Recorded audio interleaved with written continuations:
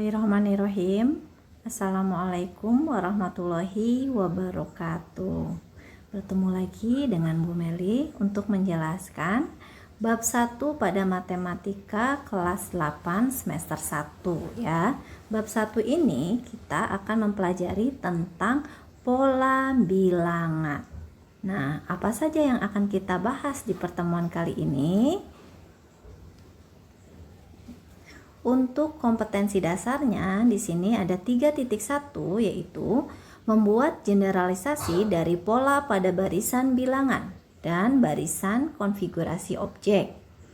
Lalu 4.1 menyelesaikan masalah yang berkaitan dengan pola pada barisan bilangan dan barisan konfigurasi objek.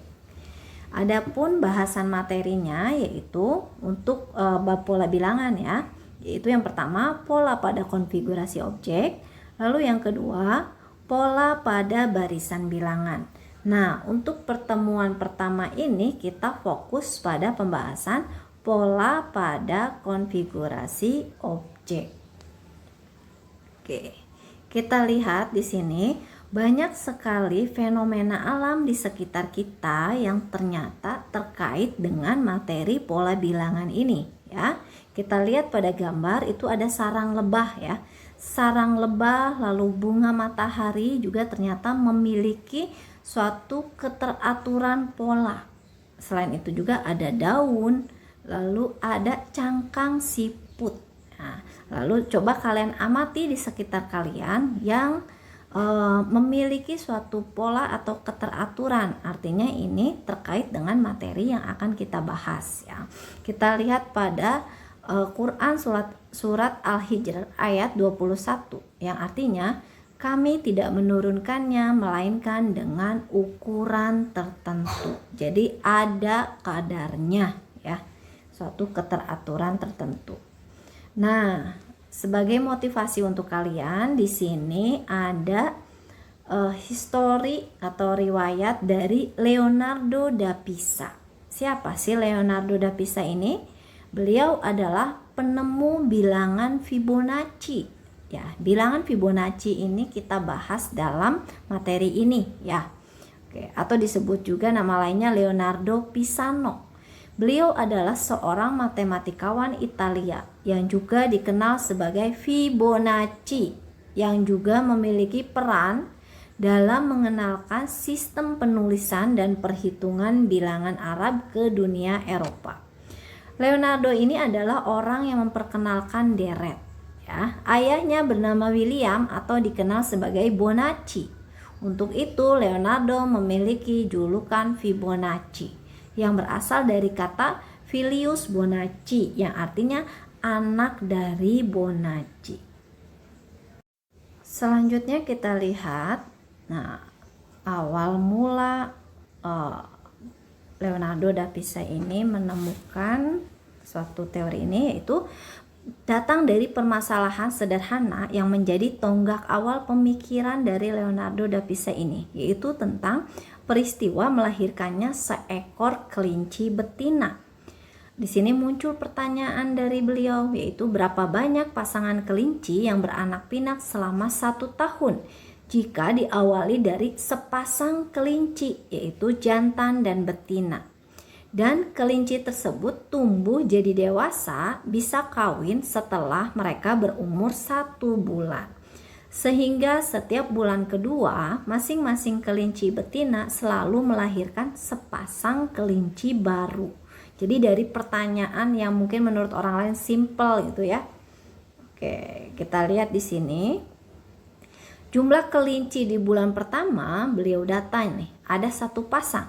Lalu jumlah kelinci di bulan kedua masih 1 pasang karena belum melahirkan ya. Melahirkannya di bulan berikutnya, yaitu di bulan ketiga melahirkan 1 pasang, maka di sini jumlah kelinci menjadi 2 pasang. Lalu jumlah kelinci di bulan keempat ternyata menjadi 3 pasang karena yang keduanya beranak lagi. Lalu jumlah kelinci di bulan kelimanya ada 5 pasang. Maka setelah didata diurutkan menjadi seperti ini. 1, 1, 2, 3, 5, 8, 13, 21, 34, dan seterusnya. Coba kalian perhatikan pola bilangan yang muncul. Pola pertama 1, berikutnya jadi 2. Nah, berikutnya jadi 3. Ada pola yang terlihat tidak? Ini yang disebut Fibonacci ya. 1 tambah 1 ada 2. Lalu 1 tambah 2 jadi 3. Nah, ternyata polanya seperti itu. 2 tambah 3 jadi 5. 3 tambah 5 jadi 8. Jadi diperoleh dari penjumlahan bilangan sebelum dan setelahnya ya. Itu disebutnya pola bilangan Fibonacci. Oke, sekarang kita lihat di sini muncul apersepsi ya. Ada beberapa soal yang terkait dengan pola bilangan ya. Kita cek nomor 1 ada angka yang muncul yaitu 4, lalu muncul 10, berikutnya berapa? Di sini harus kalian cari nilainya. Lalu 22, lalu 28. Coba kalian amati. Dari 4 ke 10 itu bertambah 6. Lalu dari 22 ke 28 pun bertambah 6. Artinya pada pola bilangan ini aturan yang muncul yaitu bertambah 6. Jadi kita bisa tambahkan juga di sini tambah 6, berarti di sini jadi 16 ya angka yang hilangnya. Lalu dari 22 jadi 28 sudah. Nah, dari 28 tambahkan 6 jadi 34. Lalu 34 tambahkan 6 jadi 40. Maka ini bilangan yang kita cari. Oke, soal berikutnya. Ada 7 lalu jadi 4 lalu jadi 1. Maka kita cek aturannya. 7 jadi 4 berkurang 3. 4 jadi 1 berkurang 3. Maka berikutnya pun berkurang 3. Dari 1 dikurangi 3 yaitu negatif 2. Lalu kita terapkan juga aturan yang sama, negatif 2 dikurangi 3 yaitu negatif 5. Negatif 5 kurangi 3 yaitu negatif 8. Masih ada satu angka yang dicari, negatif 8 dikurangi 3 yaitu negatif 11. Negatif 3, dikurangi 3 itu sama saja dengan ditambah negatif 3. Oke, berikutnya kita lihat di nomor 3. Ada yang diketahuinya pola pertama itu 1, pola ketiga itu 9, pola ketiga 4, 5, pola ke-6 itu 36, pola ke-7 itu 49, dan pola ke-8 itu 64. Kira-kira angka berapa yang mengisinya? Kita cek aturannya. Kalau ditambah nggak mungkin ya. Nah, 1 berarti dari 1 pangkat 2. Jadi selain pakai penjumlahan, aturannya juga bisa menggunakan perpangkatan. 9 itu di sini pola ketiga, berarti 3 pangkat 2. 36 pola ke-6, di sini 6 pangkat 2. Pola ke-7, 7 pangkat 2, pola ke-8, 8 pangkat 2. Oke, berarti di sini angka yang bisa kita cari pola kedua berarti 2 pangkat 2 yaitu 4. Oke. Berikutnya di sini pola ke-5 berarti 5 pangkat 2 yaitu 25. Lalu berikutnya ini 6. Oh, maaf, ini terlewat ya. Ini 5 di sini. 25. Lalu di sini pola keempat nih yang hilang, 4 pangkat 2 yaitu 16. Jadi angka yang mengisikannya 4, 16 dan 25. Kita cek di soal nomor 4. Di sini pola bilangannya dimulai dari 4, lalu menjadi 12, lalu menjadi 36. Kira-kira aturan apa di sini yang berlaku? Penjumlahan tidak sama ya. Nah, kali 3, 4 kali 3 12. 12 kali 3 36. Maka yang 36 pun tinggal dikali 3 yaitu 108. 108 tinggal dikali 3 ya, yaitu 324. Nah, jadi selain penjumlahan, pangkat juga di sini bisa aturannya perkalian ya. Kita lihat di nomor 5 muncul huruf. Di sini pola pada huruf ya. Ada A, K, C, lalu ada yang hilang, huruf yang hilang, muncul E, O, lalu huruf yang hilang. Kira-kira huruf apa yang memiliki pola yang sama dengan yang pola di sini yang bisa mengisikan titik-titik tersebut? Nah, kita bisa bagi menjadi dua triknya. Dari A ke C. Berarti selang satu ya, dari A ke C ada huruf B yang dilewat. Nah, setelahnya dari C ke E ada huruf D yang dilewat. Berarti ini juga loncat ke sini ada satu huruf yang dilewat, E, F dilewat, maka di sini adalah G. Oke. Berarti yang berikutnya, jadi ini dipecah jadi dua barisan. Yang berikutnya K. K ke sini jadi apa? Setelah itu dari sini jadi O. Kira-kira apa ini angka yang bukan angka, huruf yang harusnya mengisi? Kalau kita pakai pola yang sama tadi, K, L hilang berarti M, M, N hilang berarti O. Nah, cocok kan? Berarti di sini adalah huruf M dengan pola satu huruf yang hilang ya. Kita bagi pecah menjadi dua pola bilangan. Berikutnya, nah di soal ke-6 ada bilangan 90 di pola pertama jadi 30 lalu berubah jadi 10. Kira-kira aturannya apa ya?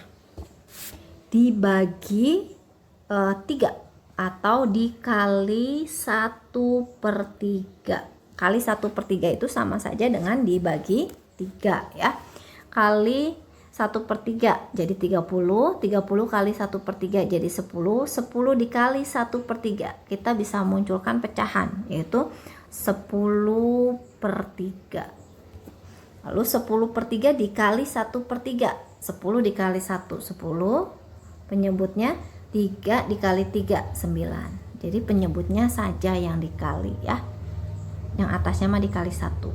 Berikutnya 10/9 dikali 1/3, karena ini aturannya sama, dikali 1/3, maka hasilnya jadi 10/27 ya.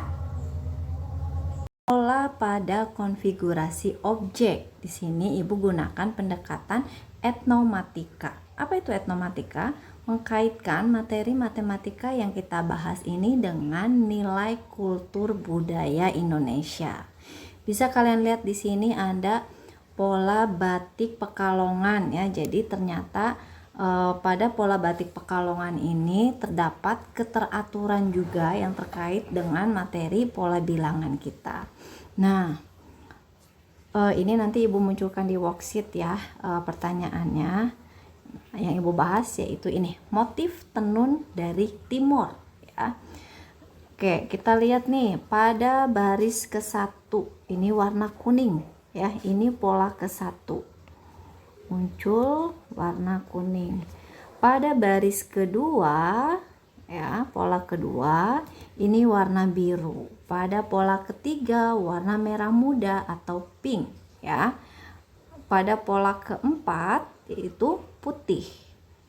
Pada pola kelima yaitu hijau ya, ini dulu pola kelima. Lalu pada pola keenam yaitu merah. Lalu pada pola berikutnya, pola ketujuh berulang lagi. Mulai lagi dari kuning. Pola ke-8 berarti muncul warna biru dan seterusnya mengikuti 6 pola ini ya, keteraturan ini.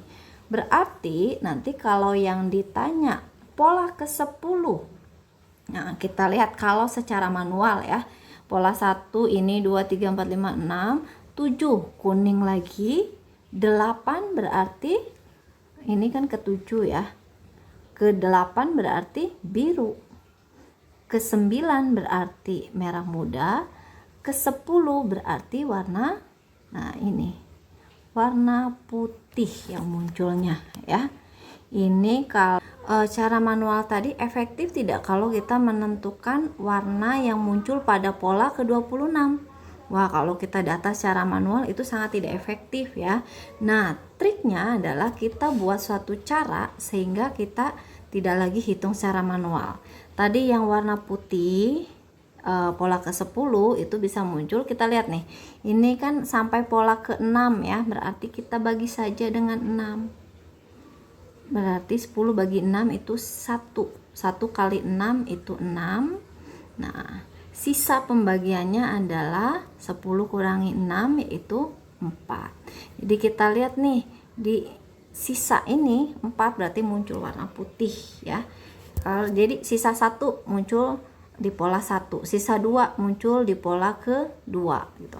Sekarang kalau 26 berarti 26 kita bagi dengan 6 yaitu 4. 6 kali 4 yaitu 24 kan, berarti di sini sisanya 26 dikurangi 24 yaitu sisa 2. Berarti sisa 2 itu munculnya warna biru. Oke. Semakin besar 59, kita gunakan trik yang tadi. Dibagi 6 yaitu 9. Sisanya 9 kali 6 54, ke 59 berarti sisanya 5. Kita cek di nomor 5 warna hijau polanya ya. Jadi kalau misalkan pola teraturnya sampai ke 6 berarti bagi dengan 6. Kalau teraturnya sampai ke 3 bagi dengan 3. Nanti tinggal cek sisanya. Kalau misalkan bisa dibagi 6 seperti 60. 60 itu bisa bagi 6, sisanya 0. Berarti ya sudah ikuti yang pola ke 6 kalau tanpa sisa ya. Sekarang kita lanjut pada motif anyaman. Nah, pada motif anyaman kita lihat di sini juga ternyata adanya suatu keteraturan konfigurasi objek ya. Jadi objek-objeknya membentuk suatu keteraturan. Kita lihat di sini, coba kalian perhatikan ada motif persegi panjang merah. Pada pola ke-1, ini pola ke-1, banyaknya persegi panjang merah silakan dihitung 1, 2, 3, 4, 5, 6, berarti ada 6. Nah, pola kedua, ini pola kedua ya, ini pola ke-1. Pola kedua berarti di sini 6, di sini muncul tambah 6, jadi 12 persegi panjang merah. Isikan. Pada pola ketiga terdiri dari beberapa yang digabungkan nih. Nah, berarti di sini 18 ya. Nah, bisa kalian bayangkan dong pola keempatnya ada berapa persegi panjang. Pola berikutnya bertambah, selalu setiap pola itu bertambah 6 ya. Nah, coba kalian pikirkan untuk mendapatkan pola ke 50 misalkan. Ada berapa banyak persegi panjang merah? Kalau dihitung pakai manual sangat tidak efektif ya. Kalau di awal-awal bolehlah ditambah lagi 6, tambah lagi 6. Nah, kita harus bisa berpikir atau bernalar membuat suatu trik tadi ya. Sekarang kita lihat. Pada pola ke-1 banyaknya persegi panjang merah yaitu ada 6, berarti 1 kali 6. Pada pola kedua banyak persegi panjangnya 12, berarti 2 kali 6, betul kan 12 kan? Pada pola ketiga ada 18, berarti 3 kali 6. Pada pola keempat ada 24, berarti 4 kali 6. Oh, berarti yang membedakan apa? Nih, angka 1, 2, 3, 4 di sini sesuai urutan pola.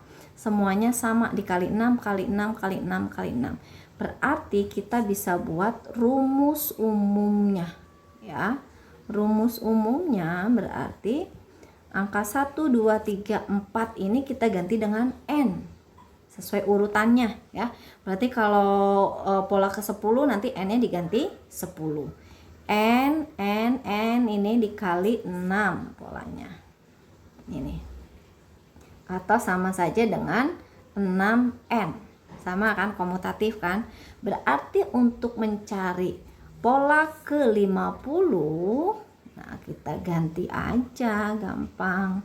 Berarti 6 dikali 50 atau 50 dikali 6. Hasilnya yaitu 300. Mudah ya. Jadi kita harus bisa membuat trik rumus umum tadi. Oke, kita lanjutkan pembahasannya. Nah, sekarang kita lihat problem solvingnya ya. Di sini kalian perhatikan ada pola dari susunan batang korek api ini. Ada 3 pola ya. Pola pertama kita hitung ada berapa batang korek api. 1, 2, 3, 4, 5, 6. Ada 6 batang. Pola kedua ternyata bertambah susunannya ya. Ada 9. Pola ketiga 1, 2, 3, 4, 5, 6, 7, 8, 9, 10, 11, 12. Nah, setiap pola kelihatan tuh namanya berapa. Di pola berikutnya kalau pakai gambar ya, kalian harus bisa juga menggambarkan konfigurasi objeknya nih. Nambahnya 3 jadi gambarnya seperti ini. Nah, kalau kita tuangkan pada persamaan pola bilangannya, di sini kita lihat keteraturannya bertambah 3 batang korek api. Berarti kita bisa menentukan manual ya, secara manual pada pola keempat. Berarti pola keempat tambah 3 ada 15 dan seterusnya. Oke, ini pola ke-1, pola 2 dan seterusnya ya. Nah, oke, kok di sini ini pola 4. Oke, di sini ada pertanyaan. Dapatkah kamu menentukan banyak korek api pada pola ke-30 secara manual? Gak sanggup. Kita bikin triknya kayak tadi ya. Pada pola ke-1.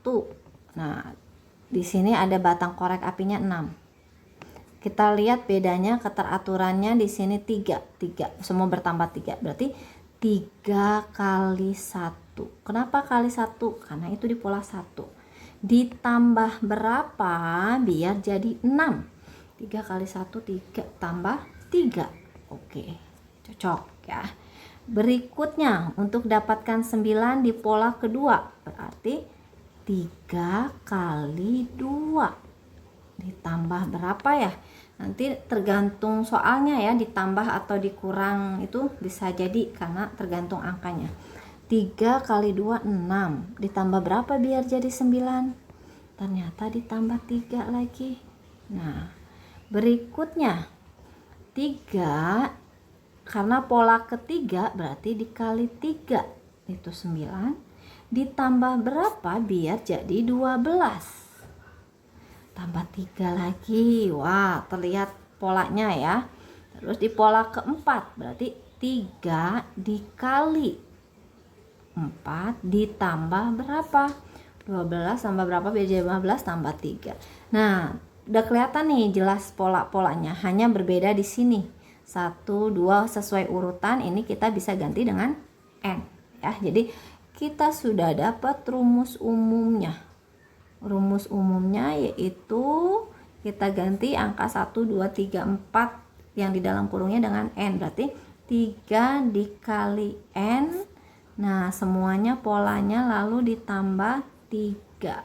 Berarti kalau ada pertanyaan banyak korek api pada pola ke-30, tinggal gantikan N-nya dengan 30.